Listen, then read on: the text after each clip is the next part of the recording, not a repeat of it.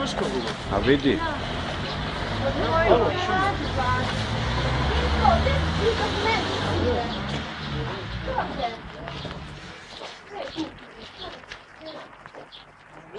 Pogledaj kuće, čovječe. Ima li još tamo? Hajde, ja ću. Još ima telefon, piki. Ne može ući u što, čovjek. Ču izaći.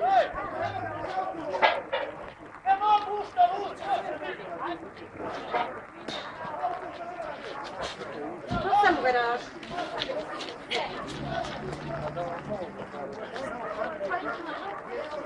U garažu.